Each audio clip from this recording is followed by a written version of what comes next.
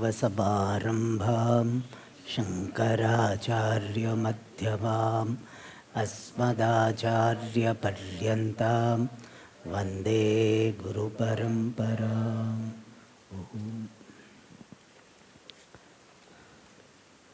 We read the shlokas so that at least we have feeling that we have entered into the text. नाहं देहो नेन्द्रियाण्यन्तरङ्गो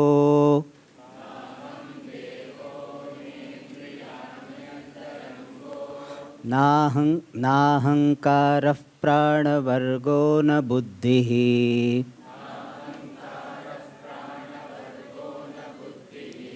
दारापत्यक्षेत्रवित्तादिदूरः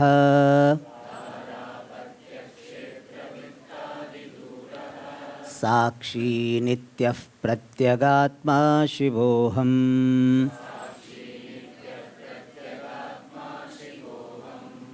Can you try?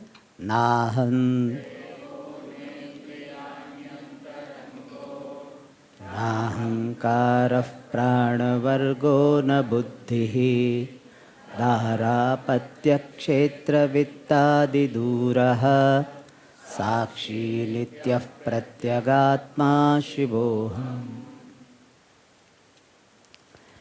So we'll have a recap of yesterday's class. This text, this stotra is presenting Vedanta Sara, the essence of the teaching of Vedanta. Then we entered into what Vedanta is. And we say Vedanta is Vedasya Antaha, the end portion of Vedas. And here when we say the end portion of Veda, we mean Veda as a group of Apaurushaya Vakya. A group of sentences is meant by the word Vedas. So Vedasya Apaurushaya Vakya Jatasya Antaha Vedantaha. So the end portion of the body of knowledge called Vedas. Veda is a Shabda Pramanam. It is a means of knowledge in the form of words. And so it is a big collection of the sentences.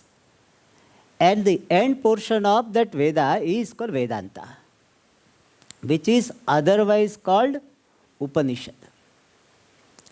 And we also saw that what is the status of Vedanta.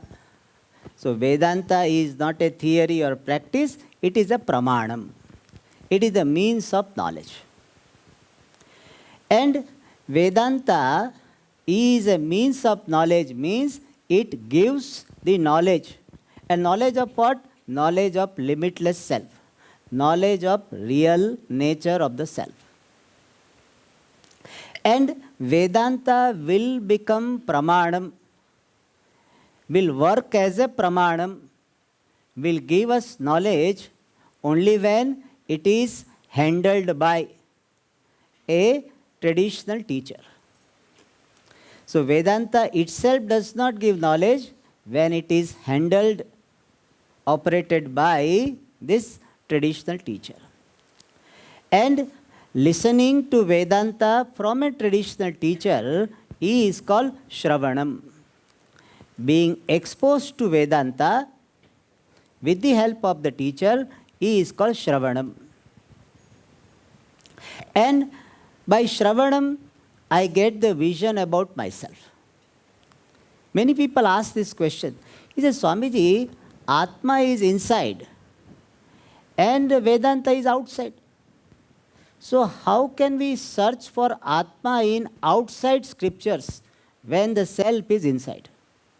And to make fun of us, they will give the story of that lady who has lost her needle inside her hut and she is searching outside.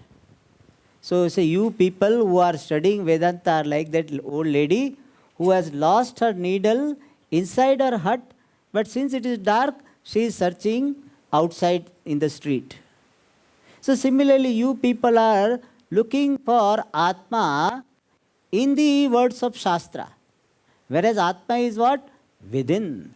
So if you want to know Atma, what you have to do? You have to look within. You must have heard this expression, look within. And you keep on looking within, and one day you will get Atma. And sometimes they say, what you have to do? You have to keep on asking this question, who am I, who am I, who am I? And keep looking, who am I, who am I? And one day you will get the answer. Pujya Swamiji used to say, if you keep on doing who am I, who am I, who am I, without the background of the teaching, one day it will say, I am idiot. Because if I know the answer, then I need not ask the question. And if I keep on asking the question itself will not end up in answer. Therefore, this question, this particular doubt that Atma is within, then why are we looking without in the scriptures? For that we give the example of mirror. To see your face, do you make your eyes inward? Do you invert your eyes? I want to see my beautiful eyes. So what will I do? You have to take the help of external mirror. So Shastras are serving the place of mirrors. So with the help of Shastra, I know what is my true nature. What is the truth of everything. So the vision of Shastra about myself, about the truth of everything is revealed. What is the vision? The vision can be presented in a simple manner. Yesterday we saw one more way of seeing is, in the words of Pujya Swamiji, all that is here is Ishvara, that Ishvara you are. And therefore, I am all. All is Ishvara, Ishvara I am, and therefore, I am all. You are not this limited individual, you are limitless reality, the truth behind everything. This is the vision revealed by Shastra, and you get it by Shravanam. And if you are fully qualified, then the Shravanam itself gives you the knowledge which will free you, which will liberate you from this bondage. Nothing else is required. But most of the people have some lacuna in some Shraddha, in the concentration, Samadhanam, Vairagyam, and therefore they require further sadhana. And sadhana of Mananam. Mananam is resolving the doubts with the help of reasoning. And in that context I said this. The teaching of or the content of Vedanta, or even for that matter Vedas, is not logical. What is the meaning of logical? That which can be independently, decisively proved by logic is called logical. That is logical. If smoke is there, then fire must be there. It's a logical statement. It can be independently proved. We don't require Shastra for that. So logical is that subject matter which can be independently and decisively proved. That is called logical. What is illogical? That which can be disproved by logic. That is called illogical. So like here is a clip in my hand, therefore there must be elephant standing outside. If I say that elephants are standing outside because there is a clip in my hand, this is illogical. Why? Because there is no connection between this clip in my hand and elephant outside. Many times I was holding the clip, there was no elephant outside. So it's an illogical statement. Like Pujya Swamiji used to say, somebody says, you will go to heaven, and in heaven there is a God, and God is formless. So Pujya Swamiji says, how can you say that formless God is sitting in heaven, and it is He? It is formless and He. That is illogical. If something is formless, it cannot have a gender. You say God is formless, and also you say it is has gender, it is he definitely, then it is illogical. Because formless cannot have a gender. Thus, a statement which can be disproved by logic, it is called illogical. So the content of Vedas is not logical, means cannot be proved by logic. It is not illogical, cannot be disproved by logic. Then what it is? It is allogical. Neither logical nor illogical, it is allogical. Like apolitical, similarly allogical. It is not within the purview of logic. It cannot be decisively proved by logic or disproved by logic. All right. Then here one question may come which we did not discuss yesterday. Little bit we discussed, but I want to elaborate because I received some questions.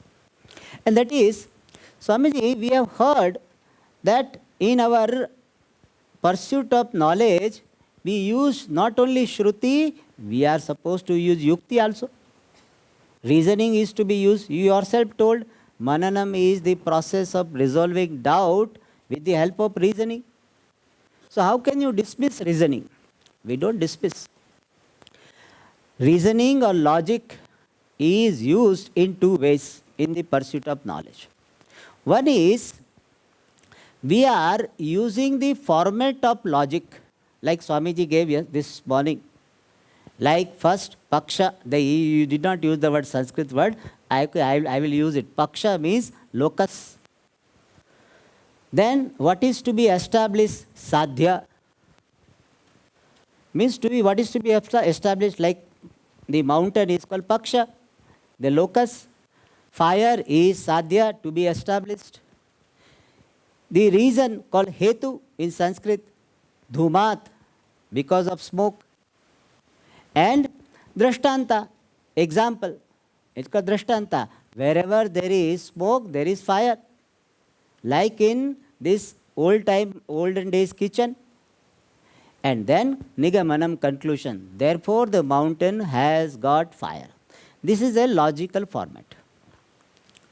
So, what we do in Shastra, sometimes we use the logical format to present the subject matter of Shruti.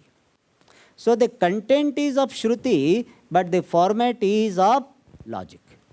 So, logical format is sometimes used for presenting the subject matter of Vedanta. It is something like, when people, when they go to the US, so they ask for the price. What is the price of this? They say $3. So this lady wants to decide whether it is worth buying or not. So what she will do? She will convert. $3 means 80 rupees or 240 rupees, whether it's worth it. She has to pay in dollar only.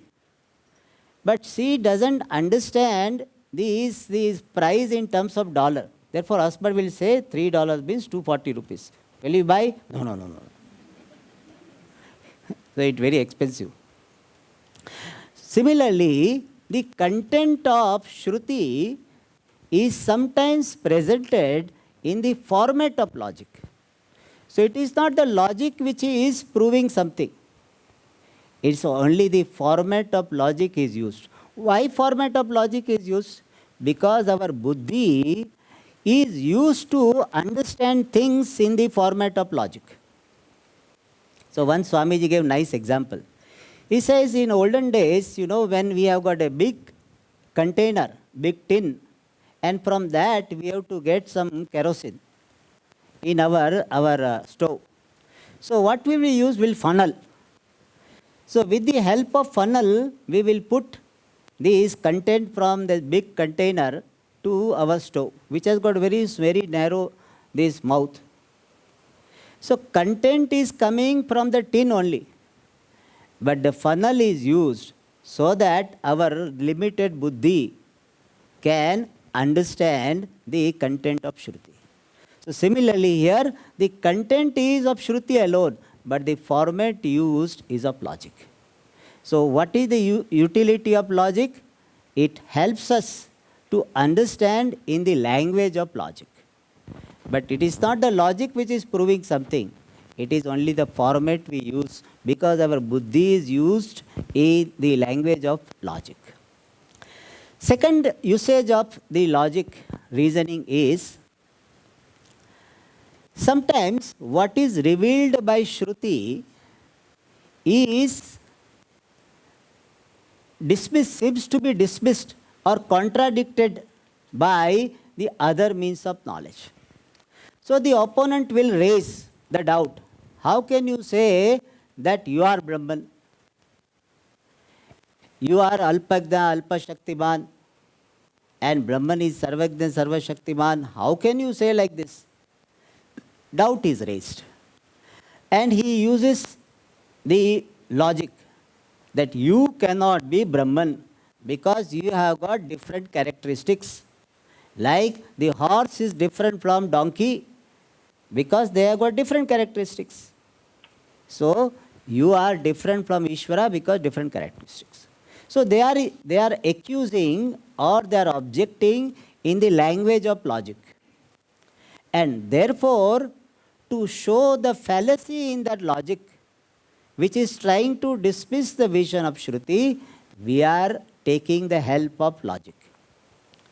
So logic is used to show the fallacy in the logic of the opponent who is objecting the vision of Vedanta.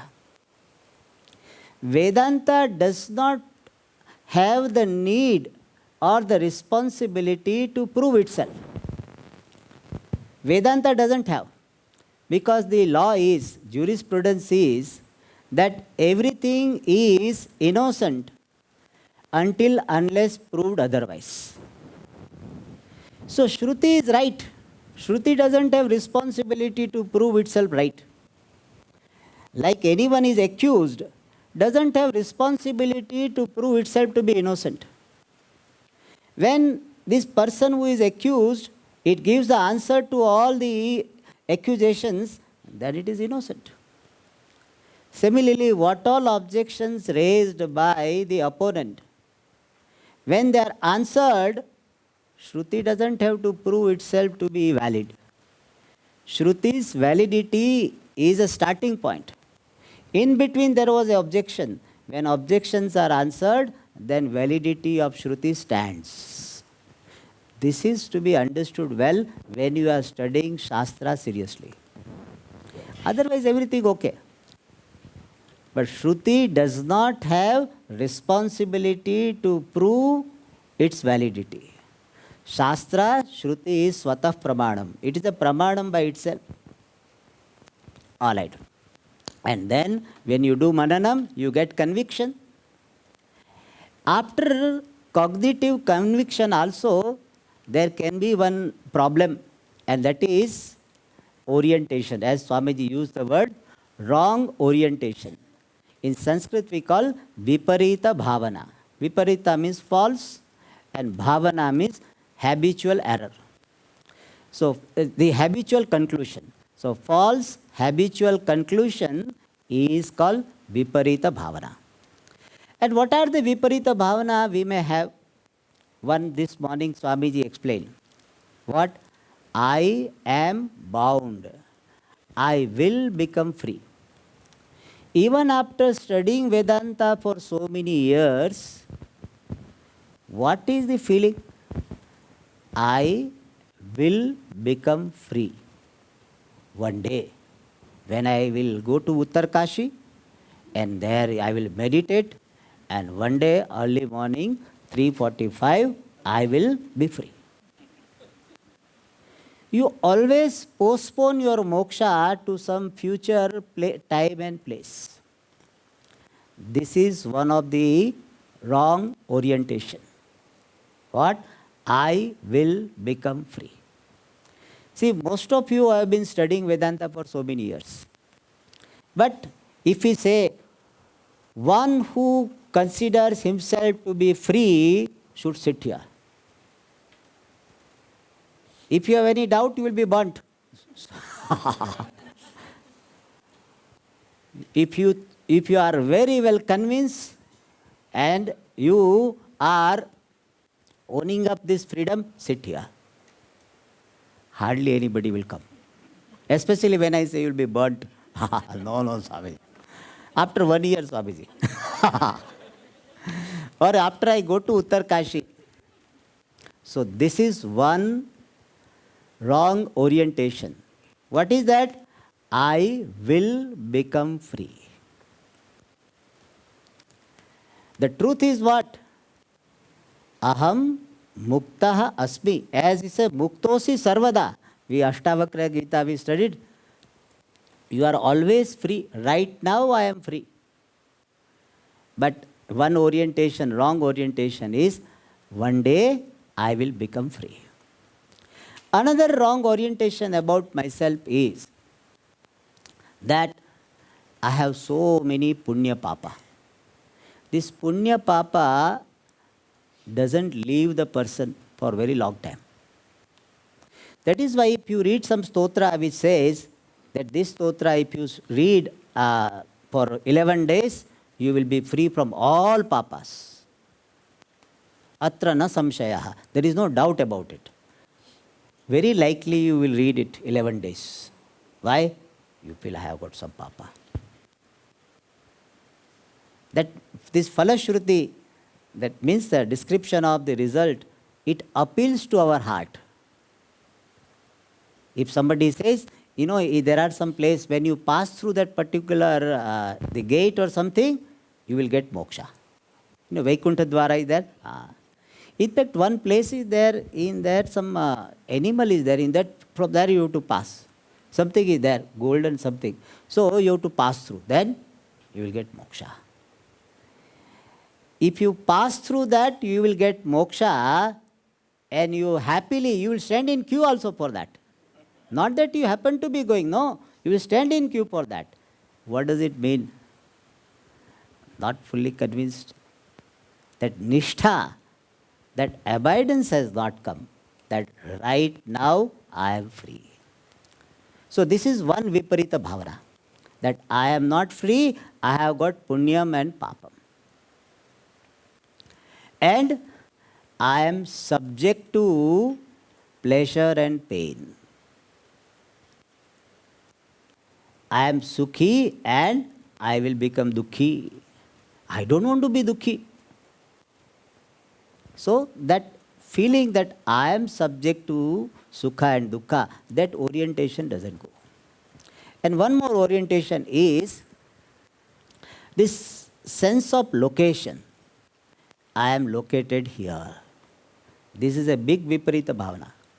People say that, Swamiji, I understand I am consciousness different from the body, but I don't feel, Swamiji, I am everywhere. This is one big viparita bhavana. What? Sense of location. I am located here. I am different from the body, Swamiji. I am different from the mind, but I am here. I am not there. If I am there, I will be knowing their mind. People say that, Swamiji, I am Sakshi of all. Vishwa Sakshi, you heard today. I am the witness of all. But Swamiji, if I am witness of all, then what is happening in her mind, what is happening in his mind, I should be knowing. I don't know. And I tell you one more thing. It is good that you don't know. Our Swamiji was telling that when he was in Sandipani, then one person had this siddhi, that he can read, if he particular meditative state he goes, he can read the mind of everybody present. And during meditation, he used to be highly disturbed. Why? Because he was reading the mind of everybody. And everybody must be thinking of breakfast and, this washing the clothes and all this. So he used to feel disturbed. And it is a blessing that you don't know others' mind. Otherwise, all relations will be broken. Anyway, that apart. So this particular question remains, Swamiji, if I am Sakshi of all, then how come I don't know the mind of all? That is why we have to know that Sakshi does not mean knowing things. That is why we say that Sakshi means illumine. I just illumine. I do not know in particular. So Sakshi does not mean that it knows. So we say, Swamiji, I know, I am Sakshi of this mind, I know what is happening in the mind. And that I am knowing what is happening in the mind at that time, Sakshi has assumed some upadhi. But real Sakshi is just illumining every thought. And that is not clear, and therefore the sense of location is there. These are the Viparita Bhavana I am telling. I am going to become free. I have lot of Punya Papa account. I will become Sukhi or Dukhi. I am localized here. This is the Viparita Bhavana regarding oneself. Viparita Bhavana regarding the world is source of happiness and unhappiness. The world can make me Sukhi or Dukhi. That is a wrong orientation. World cannot make me Sukhi or Dukhi. I am Asangaha. But very strongly ingrained, what? World can make me Sukhi, world can make me Dukhi. Therefore the raga for the world doesn't go away. And fear from the world doesn't go away. Because the world is seen as the source of happiness and unhappiness. Not only that, we always connect our well-being with a particular setup of the world. Everybody has got some ideal situation. That when will I be happy, peaceful? When, Swamiji, I have got my own place in a very remote area and all facilities are there and my near and dear ones are there, then I will be happy. So that orientation regarding the world, that the particular setup will make me happy, that orientation continues even after studying Vedanta. Viparita Bhavana. The truth is what? The world cannot make me happy or unhappy. But the world makes me happy and unhappy. That Viparita Bhavana, the wrong orientation continues. And wrong orientation, Viparita Bhavana regarding Ishvara. What is that? It is He. Means Ishvara is always seen as some remote entity. Parokshaha Ishvaraha. Ishvara is some remote, indirect entity. That orientation remains for a very long time. So Nididhyasanam is meant for resolving this type of wrong orientation. And in Nididhyasanam, what do? We re-invoke the teaching which we have received during Shravanam and which we have made clear during Mananam. So after Shravana and Mananam, whatever conviction we have received, that conviction we re-invoke in Nididhyasanam. So Nididhyasanam is the sadhana of re-invoking the teaching we have received and made clear by Shravana and Mananam. Therefore, ideally, Nididhyasanam as the main sadhana is to be done only after Shravana and Mananam. You can do little bit Nididhyasanam, but your main sadhana can become Nididhyasanam only when Shravana and Mananam are done very well. And Shravana and Mananam are done very well, how do we know? When I have got full conviction that all the Vedantas have got commitment to reveal all that is here is Brahma, that Brahman I am. And I have no doubt whatsoever. I am fully convinced. I am not afraid of anybody asking me question. Some people are afraid, Swamiji, I am teaching Vedanta, but I am always afraid if somebody asks this question, what will I say? So if you are afraid of anybody's question, means you don't have this conviction. You are fully convinced. No doubt whatsoever. In any manner, anybody asks any question, I am not shaken. So if conviction is there, that conviction is revisited, re-invoked in the mind. That is called nididhyasanam. So nididhyasanam is generally we translate as contemplation. And what is that? In Shastra they give the definition that anatma pratyaya rahita advitiya vastu pratyaya pravaha nididhyasanam. The flow of thoughts centered on non-dual self, unintervened by, not separated by, not distracted by any thought of anatma, dehadi. That is called nididhyasanam. In simple words, nididhyasanam is entertaining the flow of thoughts that I am limitless Brahma, akarta, abhokta, nitya, shuddha, buddha, mukta, svabhava. So we are revisiting the teaching which we have received. This is called nididhyasanam. And here one important, useful thing to know is that same shravanam can become nididhyasanam for you.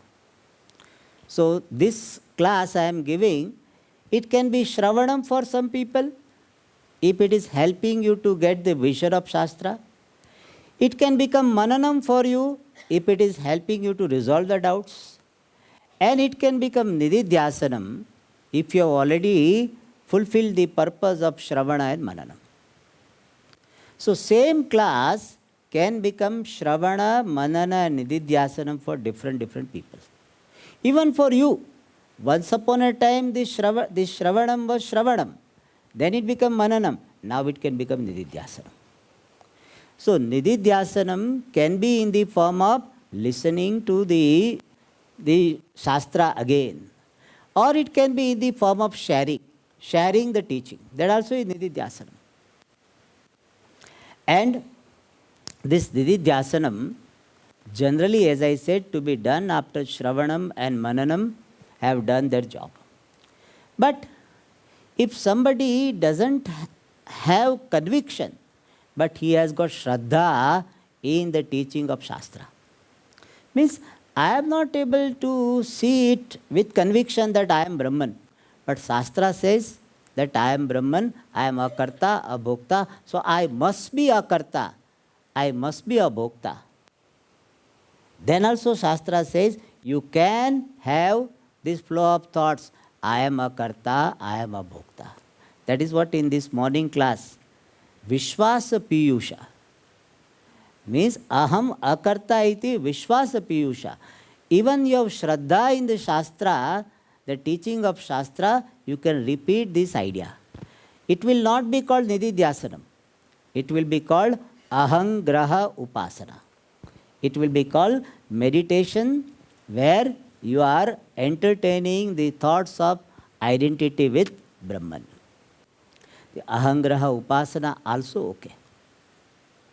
So with this background, we will enter into the text. For nididhyasanam, there are two methods. One is called shabdanuviddha, other is called drishyanuviddha. Anuviddha means connected to. So connected to, associated with the words of scripture, then it is called shabdanuviddha. So nididhyasanam, contemplation done with the help of the words of scriptures. Like what? Asangoham. In Shastra, the sentence comes asangoham. So I repeat that. And keep seeing it. Aham brahmasmi. The words of Shastra I use and I contemplate. This is called Shabdanuviddha Nididhyasanam. And the other one is Drishyanuviddha, associated with some knowable objects. You can take the object outside, ghata, and you say in ghata, what all things are there? What is, existence is there, what is evident, consciousness is there, it is useful to someone, it is ananda is there, nama rupa is there, name, pot, form, particular form is there. And out of these five, this name and form are mithya, and existence, consciousness, fullness, are Satyam. That existence, consciousness, fullness, I am. This type of meditation is called Drishyanuvidya Nididhyasanam. Another point I need to clarify here is, sometimes you will be hearing the word Samadhi. Swamiji, you are talking about Shravana, Manana, Nididhyasanam. What about Samadhi? So let us be clear. Nididhyasanam alone, when becomes mature, it is called Samadhi. So mature contemplation is Samadhi. Samadhi means absorption of the mind. The absorbed state of the mind. The state of the mind characterized by absorption in the object of meditation is called Samadhi. So Nididhyasanam and Samadhi are not two separate sadhanas. Nididhyasanam alone, when becomes mature, it is called Samadhi. And this Samadhi, as I said, is called Drishyanuvidya and Shabdanuvidya. So here, Shabdanuvidya Samadhi we are going to see. So various words are used to reveal the nature of Atma. And by revealing the nature of Atma, or while revealing the nature of Atma, the teaching of Vedanta also is revealed. So while revealing the nature of Atma, the Granthakara, the author of this text, is revealing the teaching of Vedanta. So here 2 in 1 is there. So Shravanam also is there, Nididhyasanam also is there. So primarily it is meant for Nididhyasanam, but it can serve the purpose of Shravanam for some people because it reveals the teaching of Vedanta. With this background, we enter into this text. First, I will break the sandhi. What are the words here? Na aham dehaha, na indriyani, antarangaha, na ahankaraha, pranavargaha, na buddhihi, दारापत्य क्षेत्र वित्तादि दूरः साक्षी नित्यः प्रत्यगात्मा शिवः अहम्. So here the first aspect of Vedantic teaching is presented. And in the beginning, Vedanta focuses on Atma Anatma Viveka. That is the first lesson of Vedanta. Atma, Anatma, Viveka. Means what? Discriminative understanding or analysis of the self and non-self. Now the question is that why should we have discriminative knowledge of the self and non-self? I want to know the self. Why should I have discriminative knowledge of the self? If I want to know the clip, I should know it is a clip. What is this clip? What it is made up of? What is the price? Where it is made? It's good enough. I don't have to know that clip is not the book, clip is not the table, clip is not this bottle, water bottle. I did not know this. Why it is revealed in this language that Atma is not this, Atma is not this, Atma is not this. This is called discriminative knowledge of Atma. Why it is revealed in this manner? The answer given by the Shastra is that since there is a confusion between the self and non-self, we require to separate them. If confusion was not there, then I need not say. See, I don't have confusion regarding this clip being this table, clip being the book. I don't have to say, because you don't have confusion. If you have confusion, we have to say that clip is not this, clip is not this. Like sometimes you have mistaken Mr. X for Y, then I have to tell he is not Mr. Y. But if you don't have confusion, directly I have to introduce. This is Mr. X, Mr. Devadatta. I don't have to say he is not Yagdadatta, he is not Vishnu Datta. I don't have to say. Why? Because you are very clear, he is not. But here there is a confusion between the self and non-self. And this confusion has created samsara. Therefore, we need to separate the self and non-self. And that cognitively separating the self and non-self is called Atma Anatma Viveka. And in Atma Anatma Viveka, we use this simple principle. You must have heard this several times, that I am Drashta, the knower. And I, the knower, am different from Drishyam, knowable. I, Aham, Drashta, Drishyat Bhinnaha. I am different from the knowable. And with reference to most of the things in the world, I am very clear. I don't get the doubt I am clip. I know I am different from the clip. I know the clip, I am different from it. So, for the objects of the external world, I am very clear. But Shastra here says one thing, that even though you are very clear that all the objects and people in this world you are different from, but with reference to some objects and some people, you have got some special identification. Bhashyakara, he says, Putra bharyadishu sakaleshu vikaleshu ahameva sakalaha vikalavaha iti manyate. Vahya dharma nadhyasyati. So means what? With reference to some objects and some people, you have got intense relationship. So what happens?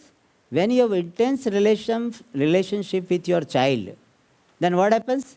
If child is doing well, you are happy. If child is not doing well, you are unhappy. If your spouse is doing well, you are happy. Not doing well, you are so unhappy. So one thing is, with regard to some relatives, my objectivity goes away. What is objectivity? Seeing things as objects. That objectivity goes away. So he or she also is one of the persons in the world that goes away. He is my brother, my sister, and because of that, there is so many ups and downs. Another thing, ups and downs, we feel is our wealth, especially the stock market, those who are involved in that. When the stock market goes up, wow. Stock market goes down, people get heart attack. They say there was one Black Monday. Have you heard about this? Black Monday some years ago in stock market in the US. So that day the hospital got so many cardiac cases. It happens. Means what? I am closely associated with some wealth. And some people are associated closely with their name and fame. If their name is affected, they commit suicide. Because I am as good as my name. My name is spoiled, means I am finished. So Shastra here draws our attention. You learn to be objective about your relatives. They are also part of this world only. You are giving some extra value. You have got subjective value about your relationship, your wealth, etc. So first we need to be objective with regard to the people and our wealth. That is said here, the third line, Dara Patya Kshetra Vittadi Duraha. Aham. I am what? I am Duraha. Very far off. From what? Dara. Dara literally means wife. But it stands for husband also. I am different from, very far off from this Dara, wife. Far off means what? Even the body I am not. Then through the body alone relationship is there with everybody. And therefore, I am very much different from Dara, spouse. And this needs to be seen very, very intimately. Otherwise, this Vedanta pursuit will not bless the person. Initially, I need to be objective with regard to the people around. Then only I can come to the body. That all relatives in my life have come because of some karma account. And the purpose of relationship is emotional growth. One needs to keep this very well in mind, that every relationship I have with everyone, from spiritual angle, the purpose is emotional growth. Emotional growth means what? Generally, person has got self-centeredness, gross self-centeredness. Means I will take care of my body, I don't care what happens to everybody. So person is so much centered on his physical, emotional requirements. He doesn't care for anybody. And when you are too self-centered, you will be disturbed by even small change in the external world. And therefore, this relationship helps you to grow emotionally, so that you will feel little light. You will not be disturbed by small ups and downs. And also, this relationship helps you to get rid of this feeling, what? I am lonely. Nobody cares for me. I don't think anybody can love me. I am not lovable. That particular feeling person has, that feeling goes away when you have got some relationship with some people. Mother, father, whomsoever. So this relationship is meant for getting you rid of that sense of loneliness, sense of this unlovability. For that purpose, relationship is useful. Nothing more than that. But what happens? We invest emotionally on relationship so much that the relationship becomes the center of my life. And then controlling tendency comes, the depression comes, frustration comes, crying, all this happens. Why? Because I am expecting more than what relationship can give. I am searching for, I am looking for the complete fulfillment from relationship. I think that this relationship will make me fulfilled. And because of that, what happens? There is a frustration, there is a controlling tendency.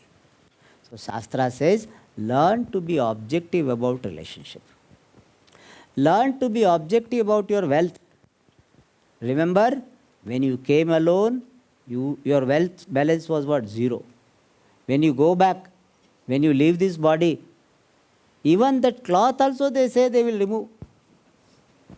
Nothing will come. So even in relative sense also, you have come with zero balance, you are going back, or you are going with zero balance. Why so much attachment? Wealth is meant for sharing and growing. That is the purpose. And if Bhagavan has not given wealth, I will not share. I will share my wisdom. I will help people by doing some seva. And thus objectivity with reference to wealth. That is said here, Dara Apatya. Apatya means children. Kshetra. Kshetra means the property, land. Vitta, wealth. And Adi means all other relatives. Some people are so much attached to the friend. And therefore this friend dies, and person says, my life is finished. So Shastra says, first of all, learn to be objective with reference to all people and objects in the world.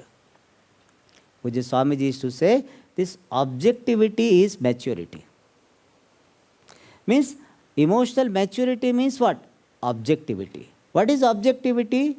Seeing things as they are. What relationship is, I see it as it is. Relationship can give this, it cannot give this. That clarity is called objectivity.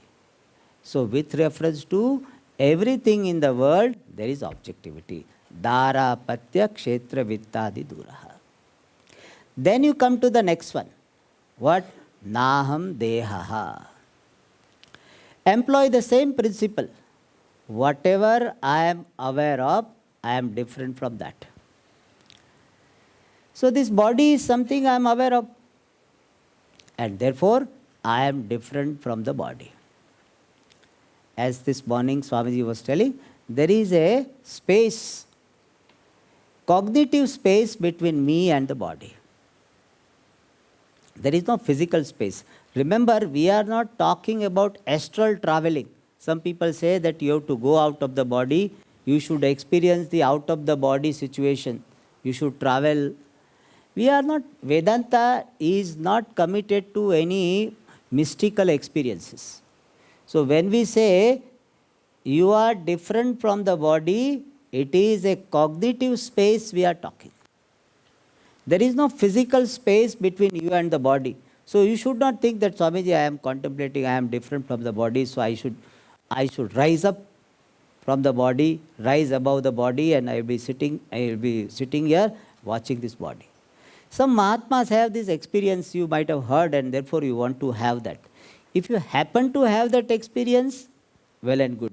But that is not required in Vedanta.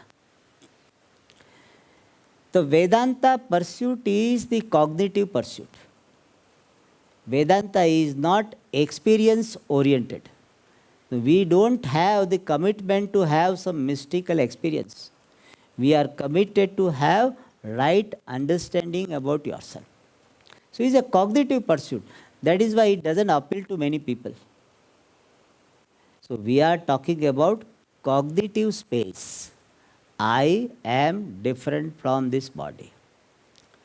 What is the corollary of that? What is the implication of that? I am different from the body means I am not born when the body is born. So really speaking, I do not have birthday. In modern time, birthday is a very big thing. In olden days, we did not have so much importance. In fact, many people may not, old people don't even remember their birthday. But nowadays, it's a very big thing. Happy birthday to you and chocolate and all this, And if somebody doesn't remember birthday, it becomes a big issue that you don't remember even my birthday. Even people expect from Swamis nowadays. So in fact, I write, say for somebody's name is Lata. So I write Lata 16 June. So that, I remember that 16 June is her birthday. I have to remember the Vedanta shlokas, so I tell you, Vedanta tells you, you are not the body, therefore you are not born. When you are not born, where is the question of birthday? You don't have birthday. So if somebody forgets your birthday, you should thank that person. Why? Because he is reminding you of the fact that you are not born. I didn't wish you. Why? Because you are not born. You should take that way. I am not born. Another thing is, I am not growing old. This is a big issue nowadays. Nobody likes to be identified as an old man or old woman. If you refer to that person, you call that old man. If that person hears, he doesn't like. Swamiji, my name is Devadatta. Don't call me old man. It is there. So much, in fact, nowadays people don't reveal their age. We cannot ask any girl, any lady, you can ask. You can't ask. It's a private thing, In olden days, we did not have this concept, We used to ask everything. In India, that is even foreigners find very difficult. Swamiji, they ask so many things about our personal life. In India, we don't have concept of privacy. In the first meeting, if they are traveling, the first meeting they will ask, how many children you have, what are they doing, what is the salary of your first son, second son, everything. How many are married, how many are not married, how many are unmarriageable, all this. All this they ask. Salary, everything they ask. You have got diabetes. The modern etiquette, you should not ask this. Why? Because we are having particular image, identity based on the body, which we want to maintain. I want to look healthy. I want to look young. Therefore, if I ask somebody, what is your age? What do they say? Swamiji, what do you think? They don't reveal. So I don't ask. Because if we ask, then we have to tell a lie. Because I know that she looks like 65, 70, but I have to say, no, you look like 55. By chance we say a little higher figure, person will be disturbed. No. This is because I am identifying with the body. Otherwise, you are very objective. This body was born in 1962. You can tell very happily. Nothing wrong. What is that? If person considers me, oh, you are very senior citizen, old, it's okay. Learn to be objective about the body. That is the benefit of knowing I am not the body. I am not the body. This understanding will be reflected in your objectivity to the body. Body has some health issues. It has some health issues. You don't have to tell everybody, do you know I have got diabetes? I don't have, I'm just telling. You don't have to go and tell everybody. But if somebody asks, and if that issue is there, you can tell objective. So your understanding that I am different from the body will be reflected in your objective about all the features of the body. Age of the body, color of the body. People have a lot of complexion based on this is color. Complexion becomes the basis for complex. No. People want to look white.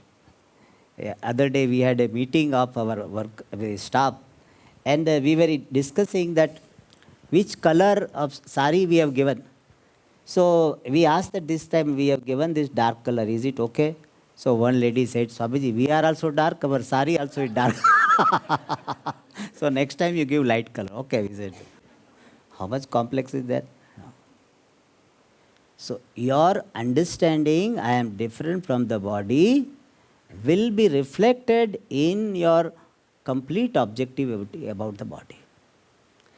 It is not that you don't take care of the body. Take care of the body. It is not I am different from the body, so I am careless about the body. That is not the corollary. It is a side effect. It is not the effect of Vedantic understanding. You take care of the body, but you are very, very objective. You know this body is going to die. If somebody said, you will die one day, we should be able to take it in a very objective manner. No, Swami, don't talk about death. Death is a fact about this body. Similarly, the nationality of the body is Indian, foreigner, all this belongs to the body. Brahmana, Kshatriya, Vaishya, Shudra, that also what? Belongs to what? Body. In Ashtavakra vision and the Vipradi. You are not Brahmana, you are not Kshatriya, you are not Vaishya, you are not Shudra. This is the implication of Naham Deha. One more implication is, I am not a man, I am not a woman. This complex doesn't go very, very soon. After studying Vedanta also, that I am a woman, I am a man, that remains, complex. Awareness should be there because, we have got sitting arrangement. You have to be careful about in certain situation. But complex, if there is a criticism of women, then women are like this, suppose. No, how can you say like this? That shows what? I am considering myself to be a woman. If I say all men are idiots, suppose, then some men may feel, Swamiji, why are you saying like this? Generally they don't say, but some of them may say. This is also this based on identification. So you are completely objective about your gender. Any comment about the gender does not affect you. You say, yeah, this is his viewpoint about this gender. You take it objectively. He must have been hurt by somebody of this gender. So therefore he is making comment. Some woman might have been, ditched by somebody, therefore she will say all men are like this. So it is her opinion about this. I do not take it subjectively. So naham deho, this understanding is to be assimilated by being objective about everything related to the body. And the next one is na indriyani. I am not the organs. Eyes, ears, etc. also are available for objectification. I know my eyes see or don't see. Therefore, the doctor, ophthalmologist asks me only, this is better or this is better. Doctor asks me, this means I see or I know whether I see or not. So, they are objects, therefore, they are also Drishyam Anatma and Antarangaha Ahankaraha Na. Those details we'll see in the next class. Om Purnamadah Purnamidam Purnat Purnamudachyate Purnasya Purnamadaya Purnami Vashishyate. Om Shanti Shanti Shanti. Harihi Om Shri Gurubhyo Namaha.